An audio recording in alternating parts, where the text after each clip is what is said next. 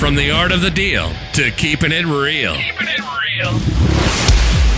Live from the Simply Vegas studios, it's The Power Move with John Gafford. Back again. Number eight, fine? No! Yeah, we're good. Number 13, boys. Lucky number 13. Number That 13. intro, I swear to God, you were going to come in Macho Man Randy Savage Yeah. there. Ooh, You were like, I'm going to tell you this, brother. Let me tell you something there, Macho Man. No, I don't know what I'm doing anyway. So welcome back to The Power Move. This is lucky number episode 13, boys. 13 with me as always. The always saucy midday Colt Amidan. What's happening, Colt? What's up? Back to it. Back to it. And, of course, Chris Connell, Esquire. Chris, what's happening? how are you? Living the dream. Living the dream. Boys, we got lots to talk about today. I mean, lots of stuff going on. So, first of all, man, as you know, I went to my mastermind group over the weekend. And that's my big deal that I go do, the big thing, the big cheese that I get to go do, the Avengers Mastermind. If you're not in a mastermind or you've never been in one and aren't familiar with what this is, it's basically where you go hang around with a bunch of people that have a bunch of knowledge. And for me, a good mastermind, it leaves me feeling like I'm not doing enough. I come back from it feeling like, oh shit, I got to get on it. I got to pull this together, because if I don't, I'm falling farther behind. And that's what I think a good mastermind does. This is it's a pretty high dollar ticket deal I go to, and around a bunch of very, very smart people. And the first thing I got to tell you is how the weekend got started. I don't know if you saw this on my stories or you saw what happened, but how we got kicked off for the trip was not exactly a banner start to the old weekend. We're in Stories start that way. Yeah, no, they're not. No, but this did. Yeah, we're in Valet, and we're getting ready to. We pull up to McCarran. We're in Valet. I'm taking my wife with me on this one, and we're getting to Valet, and I'm running around the side trying to deal with the valet. She's opening the back of her hatch, right, and as she's opening the hatch, I'm running around. I'm looking at the valet, and I turn and I run right into the corner of her hatch. Did see that. And it was one of those things where as soon as it happens, you just kind of know, like this ain't It looked like it crunched. like it hit, and I was like, oh man. And I yelled F-bomb, standing, little ladies walking around, I'm like, fuck. and my wife thought I yelled because it hurt. And it did sting a little bit, but the reason I yelled is I just knew what was coming. And as I turned to my wife to ask her if it's bleeding, I could just feel the blood come running down. I'm not talking about one little trickle. No. I mean a stream. I'm a big fan of the UFC, and skull bleeds aren't ones that trickle. Oh, dude, yeah, it was like Ric Flair, steel cage, Mick Foley to Mick Foley, blading myself up. It was brutal. I'm shocked that it got through your hair. Right, you would think my hair would have protected me. Protection, you would think it would have protected me. It didn't. So anyway, I'm standing there in Valet, and my wife's like, just looks at me, kind of this white face, and she's like, "We got to go to the hospital." And I go, "No, no, I'll be fine." Getting on a plane here, dude. The valets come and hand me like a stack of paper towels, and I'm wiping all of this off of my face, and I'm trying to get it. I'm like matting my hair into it, kind of trying to get it to stop bleeding, so I can A, calm her down, but B, convince her it's okay for us to get on this flight. So I'm like, no, I think it's going to stop bleeding. I think it just needs some pressure. No pressure. Here's everything. Let's just get to the airport and we'll see what happens. Let me see. Well, let's get to the gate. We'll wait it out and see where we're at. So we go in. I've got a paper towel stuck to my head. It's covered in blood. It's like in Fight Club where he shoots himself through the throat. Exactly. Like, I need some gauze. Exactly. It's that same Fight Club look. I don't know how they let me through security. I have no idea. We get to the gate, and I get there. I'm like, let me just run to the bathroom and see what I'm working with. Let me just run over and see what I'm dealing with. So I run into the bathroom, and I look, and I start like just getting some water to try to like fix, because I'm just like, now I got blood stuck hair and look like just shoveled in every direction. I'm trying to get some of the blood out of my hair. There's blood all over the sink. People are like, what the hell? Like, is this a Greyhound station or am I at the airport? Where am I at here at this point? They can't quite get their head around it. The public bathrooms in Huntington Beach. Exactly. Which oddly enough is where I was headed. Not the public restrooms, but Huntington Beach in general. And so we get to the gate, we're sitting there, and I've got like a rag on my head, and I'm like, because I'm pushing it slowly but surely, it's kind of bleeding less, right? Less as it's going along. And I'm like, all right, I tell Gidget, I'm like, we can make it. We're going to be fine. Look, we'll just get there. If it's still bleeding, I'll keep pressure on. It's fine. So we get on the plane. I kind of sneak past the flight attendants because I'm figuring open head wound is kind of a guaranteed kick you off the flight. I'm figuring it is. Something about it in the Geneva Convention. Yeah, it is. So I get in my seat. I'm still keeping pressure on it because, that's going to stop it. And anyway, we get to the hotel. We make it all the way there. And I go, let me take a video of it. Let me see what we're working with. And so she turns the video camera on. And I look at it and I'm like, oh. She's like, is that like coagulated? And I think so. I think that's actually the word. So we go to Quick Care in Huntington Beach, which oddly enough, my Nevada insurance, it was cheaper to go to Quick Care in California than it was here. It's a win. Yeah, it's a win. I don't know how to do it. And of course they're like, we're going to put some staples in your head. And I'm like, okay, see, that's what you're not going to do. Because, Dr. Google, I'm here to tell you how to facilitate treatment. I'm not here to I read it on WebMD. Yeah, exactly. Read it on WebMD.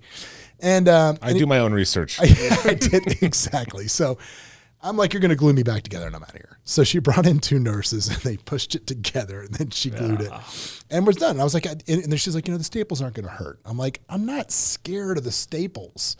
I don't want to have to come back to the doctor. I don't want you to shave my head as I'm going to this mastermind group is what I don't want to do.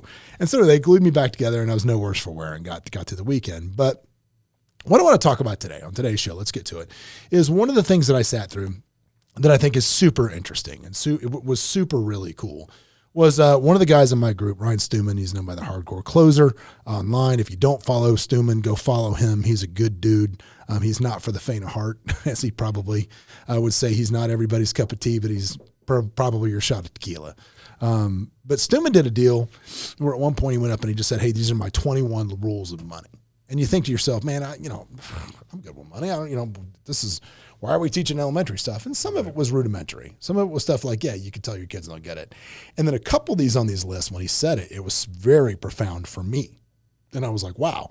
So first and foremost, this is not my list. This is Ryan Stewman's list. I want to give full credit. The opinions of Ryan Stewman, not the opinions of John. No. It's not that, counselor. What it is I loathe when people hear something interesting and then try to pass it off on their own. Yeah. This is 100% Stewman credit, 100% Hardcore Closer. So let's jump into them. So what I'm going to do is I'm going to kind of lay them out. This is if we can get right into this now, or Colt has some new equestrian Olympic thing he needs to cover. This reminded me of something that happened 7 years ago, actually, when I was stealing people's thoughts. Yeah, when you're stealing back in the day. No, you almost hit me in the parking lot. And well, that was intentional. Yeah, but I thought you noticed that I was pretty quick on my feet and pretty athletic, that I thought maybe you would be like, hey, you know what? After seeing that, you jogged really fast. Okay, you could be all right. I'm taking that as a challenge now in the parking lot to see how athletic you are. I wasn't really trying to hit you. You could hit me, but now I will. Even if I just did the speed walk technique, you ain't hitting me. Assumption of risk, Colt. I know exactly. He's assuming the risk for this situation. So I'll say this. I'm pretty sure. Like, I wasn't trying. I have a better chance of being able to run you over with my car than you do of being a speed walker. No way. If anybody wants to take me up, you name your sport, I will take you. This is what's known as an illegal contract, ladies and gentlemen. Illegal contract. Thank you. Is this illegal? Is this kind of, you know what me and John used to do? We need to bring it back. We used to have little bets on Fridays. We did have Friday bets. We made one of John's right-hand women. Yeah, my assistant, could she squeeze into the mini fridge? That is a great challenge. She's like 5'9". That isn't like intentional infliction of like damage with a vehicle. No. I mean, but he's not catching me. That's the thing. I guess if you stop me, it's different. At some point, he's assumption of risk, Colt. I mean, we can draw something up. At some point, he's asking for it. Go ahead. Take me on, you guys, with any car you want. Oh,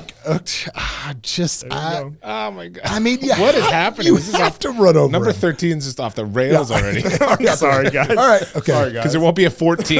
Well, the good news is eulogy. This is definitely going to be evidence used. This will be evidence. So let's jump right into these rules. I wrote them down as he was saying, and I thought it was good. So I'll tell you what they are, and then we'll discuss them real quick. So it says when, let's go back. That was the wrong page. Hang on, let me get on the right page here real quick. Oh, again, anybody want to take me on sports? No. It was, the first rule was live on 70%, invest 20%, and give 10% is what it was. And he ties 10% to his church. If you're not in a church, give to charity, do what those things are. And I like that. Living on 70%, always living on 70% of your means, paying yourself first and living with it. I think in this day and age, way too many people, and I'm going to give Gary Vee credit for this one, and it's still from him as well, I like a comment he says, he goes, people go broke buying shit they don't need to impress people they don't know. Yep. That's an old saying. Yeah. I'm not even sure if that's Gary Vee's.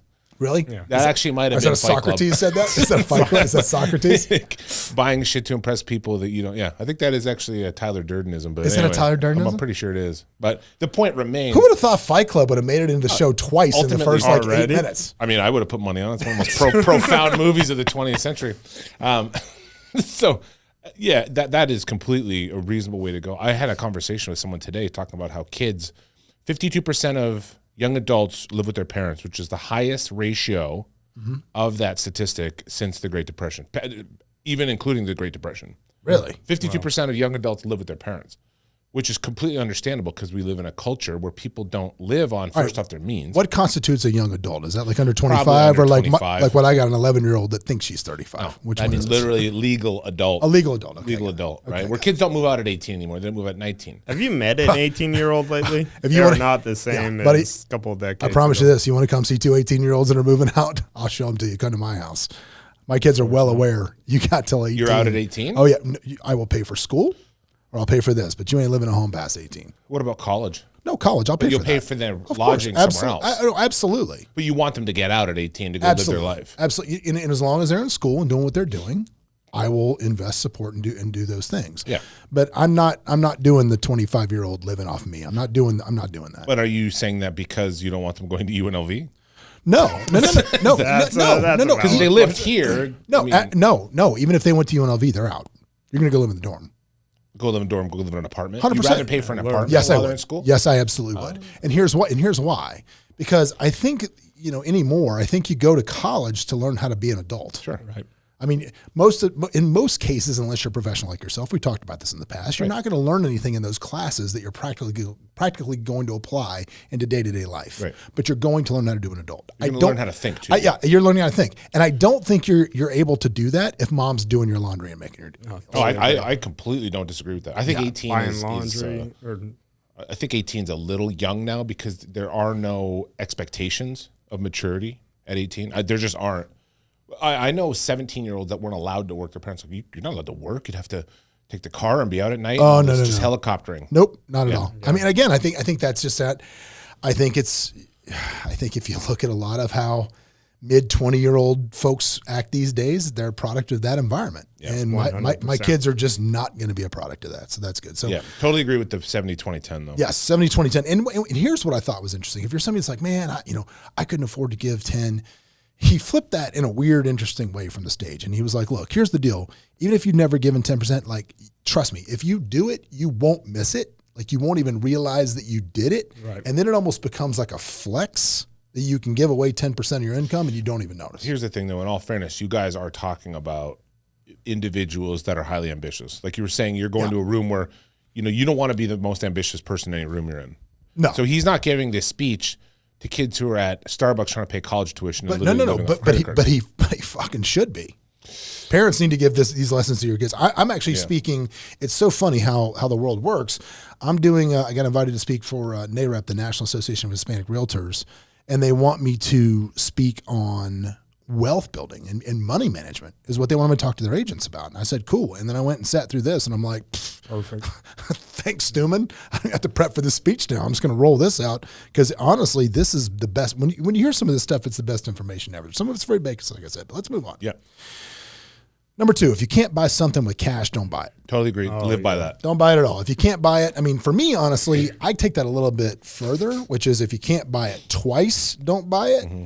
And I also think if it's something that's a luxury or not a necessity purchase, wait 4 days to buy it.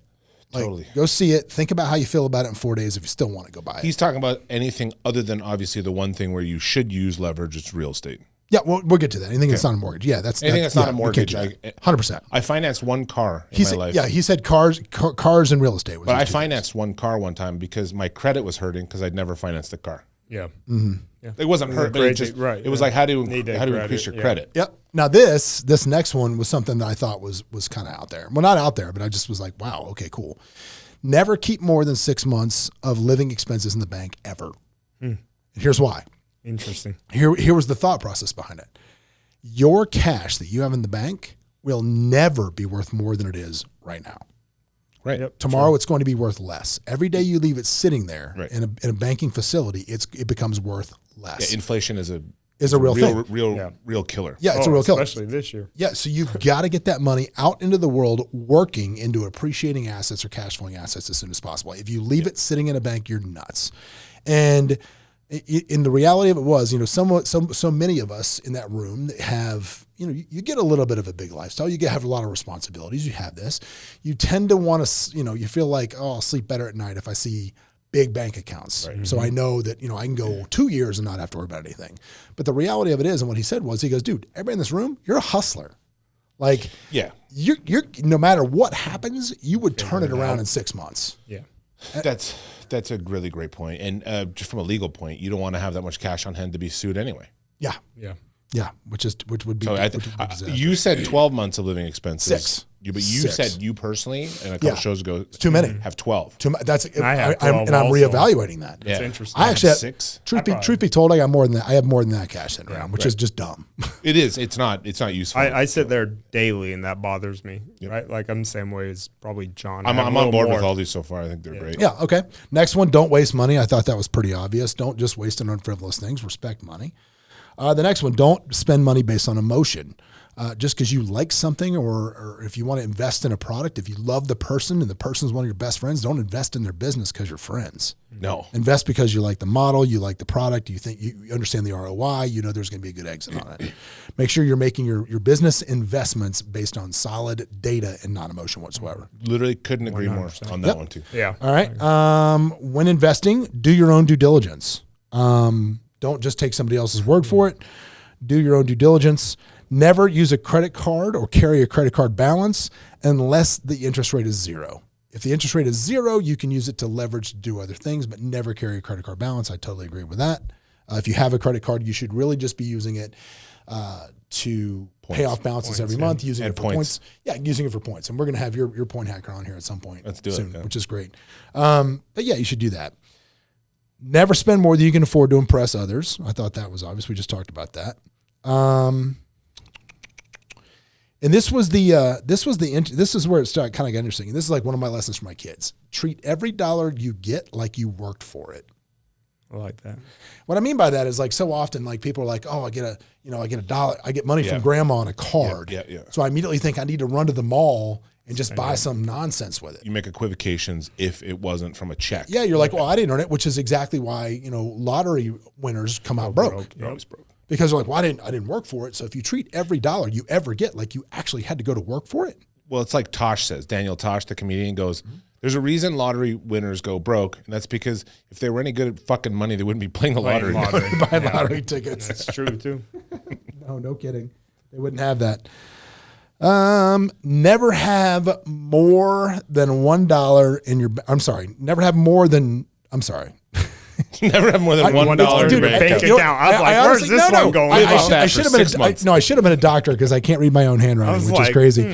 Okay, where's this? Never leave all your money in one bank account. And I preach this religiously. Yeah. This is something that I religiously preach. Whenever I'm talking to new agents or new people that are coming, especially in real estate, is so important, because in real estate you get these big checks, man. And I see it all the time where realtors get a big check and they go on what's called the real estate roller coaster, which is, I'm broke and I work and I get a huge check and yay, I'm rich, and they don't work and they don't work, and then they get broke and they go up and down and up and down and up and down. So just like this, you need to have what it takes for you to exist on the planet in cash in one bank account. And that's the account you see if you go to the ATM, the card. That's the account you see when you pull it up. Your other accounts for saving stuff, you don't even need to see those and forget they even exist. Because here's what happens. Mentally, you start to see those big balances and you're like, oh man, I can relax and drink scotch in the middle of the day. I don't need to do anything. Cheers to that. Cheers to that. I'm comfortable. I don't have to do anything. I can relax.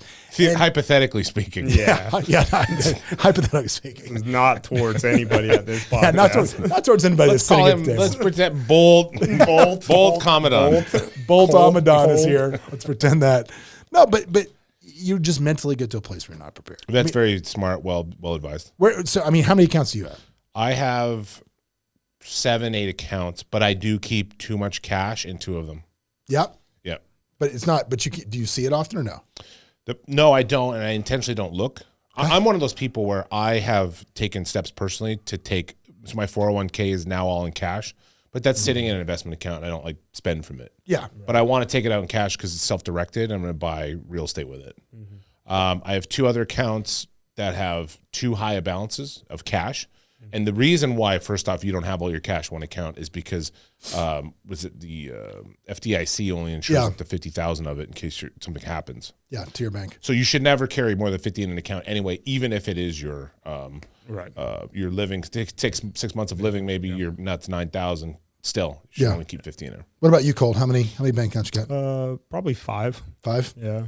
Probably. Do you follow this? Do you keep just enough in there to pay? Yeah. You know what I'm sorry. Let me back up. Does a vet let you have an account with money that you can spend out? She don't let me see anything. No. Yeah. I mean, I think that I also probably keep too much cash in accounts, and I think a lot of that has to do from the 2008, 2009 days. Right. I think a lot of us, realize how quick that happened. So yeah, I'm probably with you guys, probably 5 accounts, but I pay myself X a year, and that's my spending money. That's it. I don't because thankfully, I don't really have to, but I don't live lavish. Like I don't spend a lot on crazy stuff. I don't buy a lot of things. Yeah. I don't have because like I said, I won't buy a car unless I pay cash. Yeah. I bought my wife a car because I thought it was a good deal, and instead of buying it, because I save. I'm not a big spender. I don't go out and blow stuff. I don't go out and blow it on expensive stuff. I have the things I want, and that's enough. That's enough. That's good. All right, well, here's the one. This is the one that literally everybody was talking about. That we go from like super basics. This is going to kind of screw your head up. So first off, I'm guilty of some of these already. Yeah. No. So well, let me hit you with this one, because this is the one that I think everybody in the room was just like, huh. Because especially being in the business run of real estate, here it is. Never work for the same dollar twice.